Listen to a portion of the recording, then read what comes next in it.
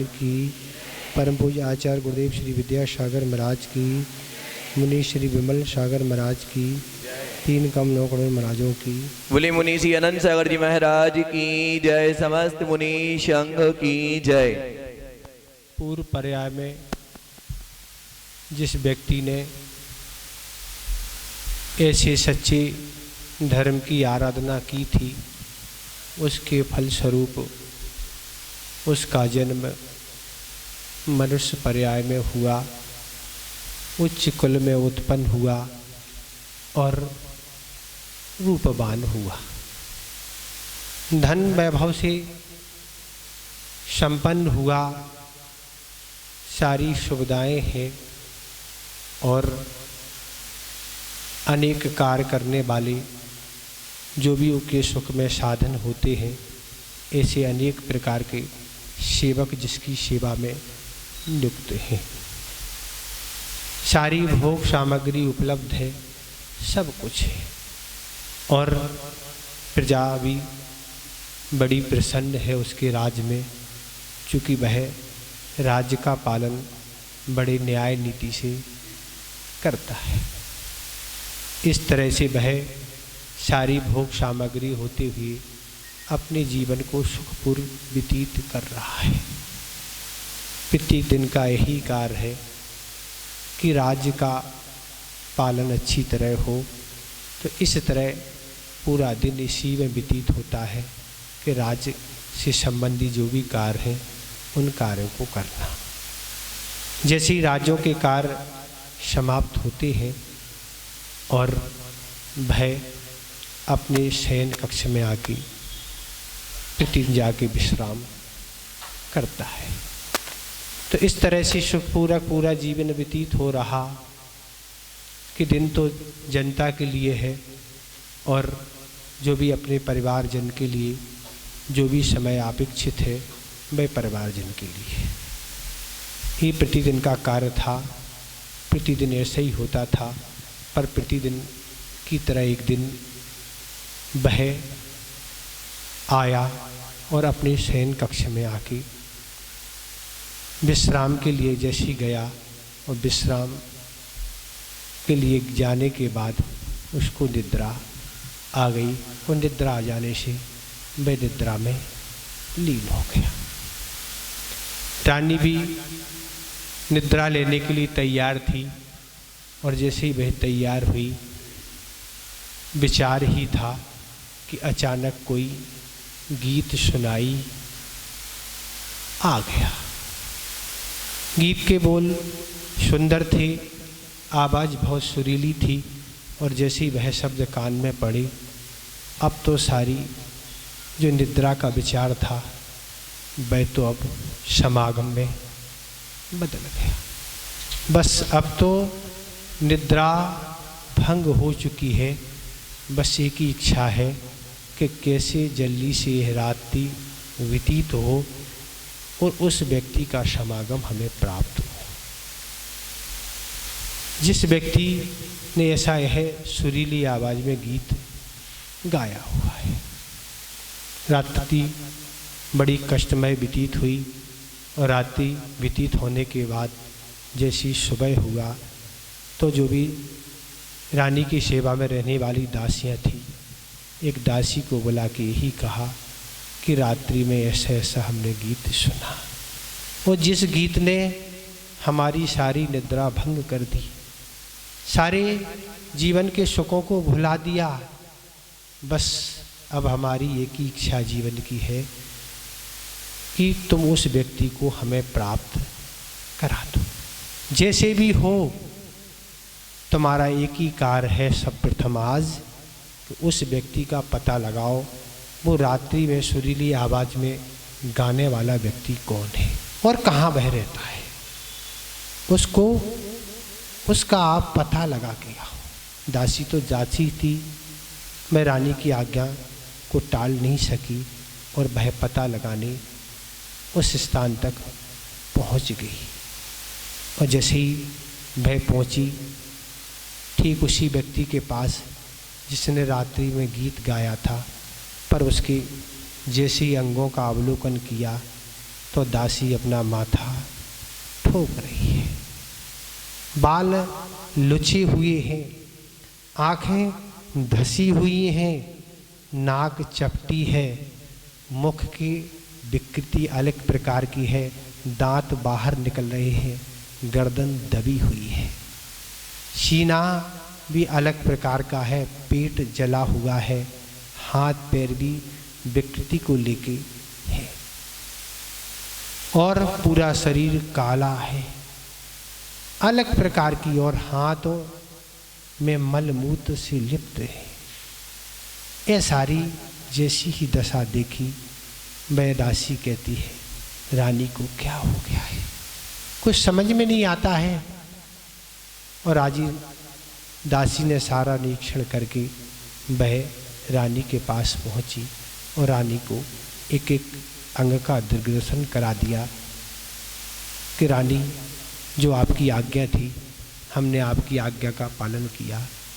पर रानी के बारे में वह दासी सोच रही है, कहाँ उर्वशी के समान सुंदर इसका रूप हमारी रानी का, और कहाँ वह टुकड़ों पर पड़ने वाला एक व्यक्ति, क्या करना जा रही है। पर सारी बातें बताने के बाद भी रानी कहती, भगवान काम जिस पर प्रसन्न हो उसका न कुल देखा जाता है, न उसका रूप देखा जाता है, न उसकी कोई स्थिति देखी जाती है, बस वही हमारे जीवन का क्या है, बस कार्य है। हम तो बस, तुम्हें इससे कोई मतलब नहीं, बकवास मत करो, जितना कहा जाए उतना तुम्हें करना होगा। अब दासी तो दासी थी, और दासी ने सारी बात कहने के बाद भी एक ही बात करी, बस तुम तो कह देना उससे कि रानी जैसा चाहे वैसा तुम्हें करना है। दासी ने वैसे ही उस व्यक्ति से कह दिया। प्रतिदिन की तरह राजा आज भी वह विश्राम गृह में आया और निद्रा में लीन हो गया। अब वह जैसे ही निद्रा में लीन हुआ, जो भी प्रतिदिन राजा और रानी के लिए जो भी सुगंधित पदार्थ, फूल माला, तरह तरह की वस्तुएं जो आती थीं, वह सारी सामग्री उस रानी ने उठाई, चूँकि राजा तो निद्रा में लीन हो गया, और सारी सामग्री उठाई जो भी उसको पता ज्ञात था।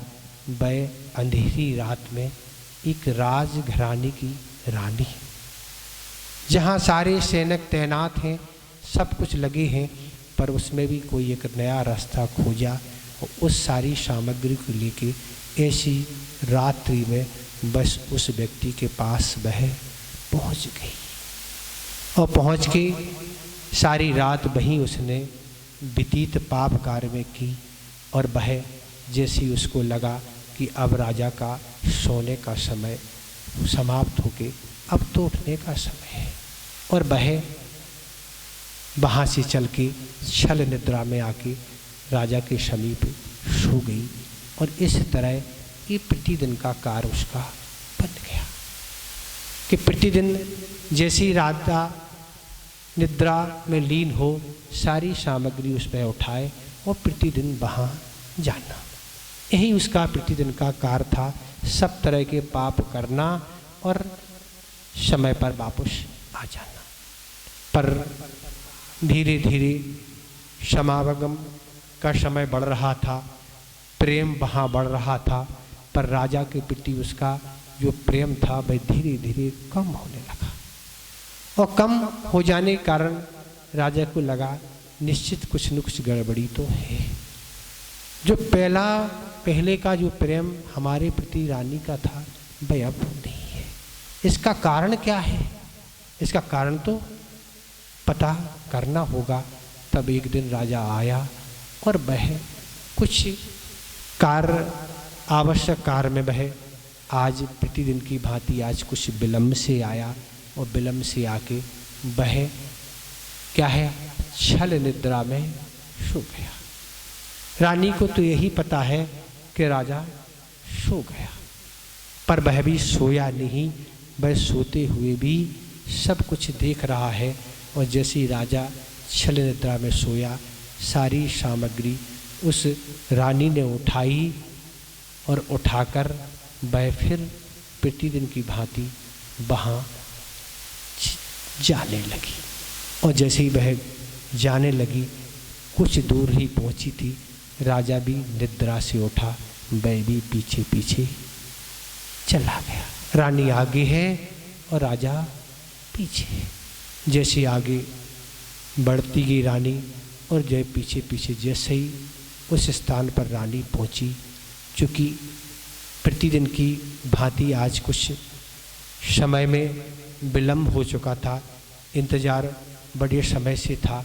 और जैसे ही रानी पहुंची, जो भी भय व्यक्ति था, सबसे पहले उसने तो बाल पकड़े उस रानी के और बाल पकड़ के घसीटना प्रारंभ कर दिया। पैर पकड़े, पैरों से पिटाई प्रारंभ कर दी। तरह तरह की यातना उस व्यक्ति ने करी, जो भी उसके आट में हंतर थे, जिससे वह अपना कार्य करता था, पीटना प्रारंभ कर दिया। और इतनी उसने पिटाई और इतनी ताड़ना की कि वह रानी को मूर्छा आ गई। रानी बेहोश हो गई, अब उसको कोई होश नहीं। सारा का सारा दृश्य वह राजा दूर खड़ा हुआ देख रहा है। क्या स्थिति है इस संसार की। और कुछ समय 2-3 घंटे व्यतीत हुए, तब रानी की मूर्छा भय दूर हुई।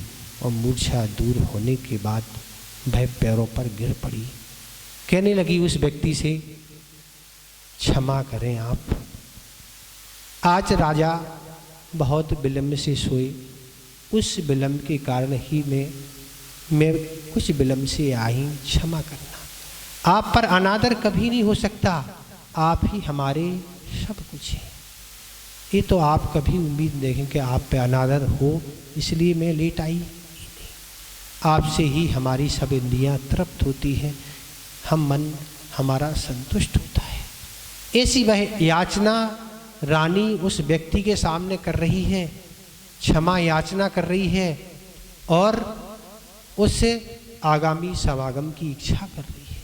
ये सारी की सारे वार्तालाप राजा सब सुन रहा है और विचार कर रहा है, क्या इस संसार की दशा है। आज तक हम किस पर विश्वास करते थे, कौन हमारा है, ऐसी उम्मीद तो हमें नहीं थी। ऐसे राजघराने की स्त्रियां जिन्हें हम सुख से भरपूर देते हैं, सारी सामग्री सब कुछ अच्छी से रखते हैं, पर कितना बड़ा विश्वासघात है। राजा ने तुरंत म्यान से तलवार निकाली और आगे बढ़ा कि दोनों को समाप्त ही कर दिया जाए, क्योंकि अब ऐसे लोगों के साथ रखना कहाँ तक उचित है।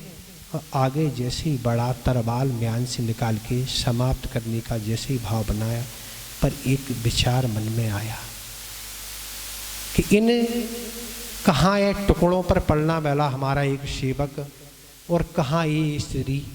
अगर स्त्री कदाचित विकृति भी हो, पर हमारा जो दुनिया में आज यश फैला हुआ है, हमारी ख्याति फैली हुई है, हमारी न्याय नीति की चर्चा फैली हुई है, वह सारी नष्ट हो जाएगी। ये तुच्छ कार्य है। तुरंत उसने पीछे हटके म्यान में तलवार डाली और वहाँ से वापस आके अपने स्थान पर आके वह फिर से आके सो गया।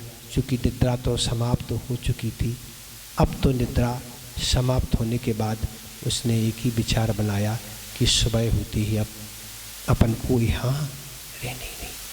और वह सुबह होते ही माँ के सामने उपस्थित हुआ। चूँकि जब भी वह जाता था तो प्रसन्नतापूर्वक माँ के पास जाता था, पर आज चेहरे पर प्रसन्नता नहीं है। अभी तो वही दृश्य नैनों में झलक रहा है, वही रात्रि का। और माँ ने कहा, बेटे आने का कारण क्या है।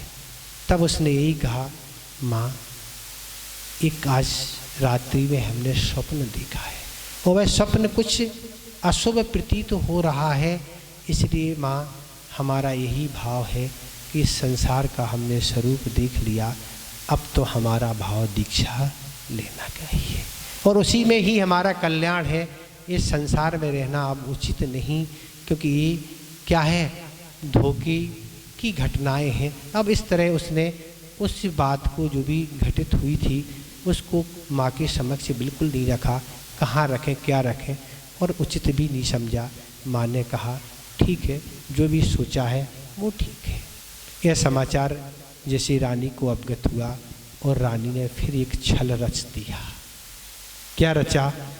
रानी ने कहा राजा से दीक्षा लेना है तो ले लो, कोई बात नहीं, पर जीवन भर हमारे हाथों का तुमने भोजन तो किए ही है, पर अंतिम समय भी अगर भोजन कर लो तो बहुत अच्छा रहेगा। आज हम अपने हाथों से आपको और माँ को भोजन कराना चाहते हैं। और इस तरह उसने भोजन तैयार किया। भोजन में लड्डू भी बनाए और लड्डू में जहर मिला के उन दोनों को दे दिए और दोनों का मरण हो गया। रानी भी इस फलस्वरूप, इस पाप के फलस्वरूप वह भी नरक पहुंच गई। तो कथा है, वह कथा रखने का यही भाव है कि व्यक्ति सिर्फ कौन सी इंद्री है? कर्ण इंद्री। गीत संगीत कर्ण इंद्री का विषय है। जब एक इंद्री के विषय के फलस्वरूप उस रानी की क्या दशा हो गई। वह कहाँ उर्वशी के समान ऐसी सुंदर रानी, कहाँ राजा का समागम, कहाँ पूर्व पर्याय, पुण्य के फलस्वरूप सारी सुख सुविधाएं, मनुष्य पर्याय, सब कुछ अच्छा ही अच्छा मिला, पर वह एक कर्ण इंद्री के विषय के द्वारा उसकी एक दुर्गति हो गई। और जहाँ संसारी प्राणी पांचों इंद्रियों की दास्ता में लगा है, उनकी चाकरी में लगा है, मन की चाकरी में लगा है, तो वहाँ क्या होगा? एक सिर्फ स्पर्श इंद्री क्या हो गया? कर्ण इंद्री से वह स्पर्श इंद्री के सुख में बदल गई और उसके फलस्वरूप ये परिणाम निकला। जबकि कथा है तब तो इतने साधन नहीं थे जो आज कर्ण हो, चाहे स्पर्श इंद्री, चाहे कोई भी इंद्री हो, पर उस जमाने में सारी चीज़ें नहीं थी उन इंद्रियों के भोग के लिए। पर आज तो कितने बढ़ के सारे साधन पांचों इंद्री के सुलभता से उत्पन्न होते जा रहे हैं और उन्हीं में जीवन व्यक्ति का लगा हुआ है, उन्हीं को वह सुख समझ रहा है, उन्हीं सुखों में रात दिन व्यतीत कर रहा है। उसका फल क्या होगा? तो फल तो वही होगा जो कर्म को मंजूर होगा। तो ये ऐसी एक कथा है, ज़्यादा तो आपको नहीं सुनाना है क्योंकि समय आपका हो ही रहा है। आप तो समझदार सभी हैं, समझदार सब है, सब कुछ आप जानते हैं, ज़्यादा समझाने की आवश्यकता नहीं है और ज़्यादा समझाना भी अच्छी बात नहीं है। संकेतों में आप पढ़े लिखे लोग हैं और सारे साधन, सारी चीज़ें आपके पास उपलब्ध हैं, विवेक तो आपके साथ है ही। तो इस कथा का सार तो यही है कि अपने जीवन को अगर आगामी दुर्गति से बचाना है तो इन साधनों से बचना होगा, इन कारणों से बचना होगा, इन निमित्तों से बचना होगा, इन समागमों से बचना होगा और अपने विवेक को हमेशा रखना होगा। अन्यथा कुछ भी बिगड़ने में समय नहीं लगता, कब क्या बिगड़ जाए हम आपको अवगत हमेशा कराते रहते कि आयु कर्म तो 24 घंटे में कभी भी बंद हो सकता। वो आपको निरंतर तो आमंत्रित नहीं करेगा, हम आए हैं बंद होने के लिए, अब हम बंद होने जा रहे हैं, आप सावधान हो जाइए। ये तो आपके व्यवहार में चलता है, शादी विवाह में और चीज़ चलता है, निमंत्रण क्या है, बुलौआ चलौआ, पर कर्मों में बुलौआ चलौआ नहीं चलता है। वहाँ तो समय पर सब कुछ बंद होके वह समय पर उदय आपके सामने उपस्थित हो जाता है। इस तरह से आप उन साधनों से नहीं बचेंगे, विवेक नहीं रखेंगे तो कुछ भी आप 24 घंटे धर्म करते रहो, पर आपको हमने भी कल ही परसों बताया कि नहीं कि ठीक की स्थिति है। आपने जीवन भर भी पुण्य बंद किया है पर नरक आयु का बंध हो गया तो वह पाप रूप में ही उदय आएगा। ये सिद्धांत है, क्योंकि द्रवच्छेद काल है। आप कितने ही पुण्य कर लें, पर ऐसे निमित्तों के कारण अगर नरक आयु का बंद हो गया तो जितनी सागर की आयु नरकों में मिली है उतने सागर तक वह जो पुण्य किया है वह पाप रूप ही उदय में आना, उसमें कोई गुंजाइश नहीं। और जीवन भर अगर आपने पाप भी किया है, पर अगर आपको देव आयु का बंद हो गया तो वह पाप भी पुण्य रूप उदय में आना है, क्योंकि क्षेत्र ऐसा है। अब जिन देवों की जैसी स्थिति है वो अलग है, पर वैमानिक देवों में तो उत्पन्न होने वाले और सम्यक दृष्टि होंगे, उन्हें तो सारी सब चीज़ें अच्छी ही अच्छी मिलेंगी। तो ये सारी स्थिति है। तो इसलिए हम आपसे कह रहे हैं कि ज़्यादा समझानी, क्या समझाना ज़्यादा, अपन तो देखो कम में समझने वाले हैं और कम में समझाने वाले हैं। घंटों की कोई चर्चा करने से, कोई व्यर्थ समय देने से कोई मतलब नहीं है। तो सार की बात तो यही है कि अपने जीवन को हम दिन और रात के समयों में सावधान रहें।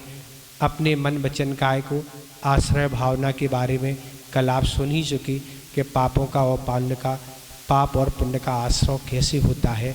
उस पाप और पुण्य के आश्रय के बारे में हम विचार करेंगे तो इस तरह से हम अपने जीवन को अच्छा बनाएंगे। आचार्य पूजपाद महाराज ने सरबार सिद्धि में एक शंबर भावना ने एक आश्रय भावना में एक उदाहरण, कछुए के उदाहरण दिया। जो कछुआ होता है अगर कोई उसको मारने आए तो वो अपने शरीर को संकुचित कर लेता है, ऐसा कर लेता है वो अपनी जान बचाए। इसीलिए उनने आश्रय के में भी वही दिया कि अपने क्या है, अब जब भी ऐसे कोई विचार कुछ भी आ रहे हैं तो अपनी इंद्रियों को संकुचित कर लो, अपने मन को संकुचित कर लो। किस लिए? इसलिए कि हमारे द्वारा ये अनर्थ घटित ना हो जाए। जिस अनर्थ की हमें सागरों पर्यंत क्या है सजा भोगना पड़ेगी, उसमें कोई माफ़ और नहीं है। यहाँ की आप सजा से तो पैसा दे के बच सकते हैं, पर कर्म की सजा में धन नहीं चलता, कोई सोच सिफारिश नहीं चलती। अगर कर्म का संक्रमण होगा तो वह विशुद्धि के द्वारा ही होगा, बाकी और कोई नहीं। यहाँ की सज़ा से भली बच सकते, पर वहाँ की सज़ा नरकों की मार तो ऐसी मार है, आपको ज्ञात है, अवगत है, इसलिए बताना उचित नहीं है। वहाँ की मार तो एक ऐसी मार है कि पुलिस की मार तो फिर भी कम देर की होती है, पर नरकों की मार तो ऐसी मार होती है कि वह भली वहाँ चिल्लाता है, पर आके तो क्या सब यहाँ के भूल जाके फिर वही काम करता है। ऐसे भी विशुद्धि प्राप्त करने वाले हैं जो विशुद्धि बढ़ा के नरक से आके यहाँ आ जाते हैं, पर कुछ ऐसे व्यक्ति हैं जो अपनी विशुद्धि को घटा के पाप कार्य में नरक आयु का बंद करके उन नरकों की क्या है यातना को सहन करते हैं।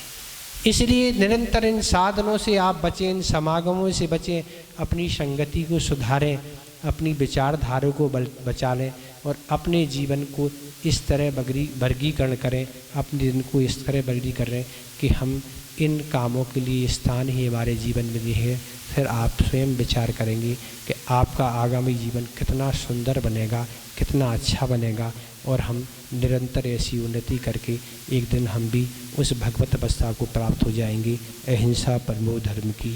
बोले मुनि श्री अनंत सागर जी महाराज की जय। देखिए मुनि श्री ने बताया कि आप लोग समझदार हैं, हम कुछ बताना नहीं चाहते।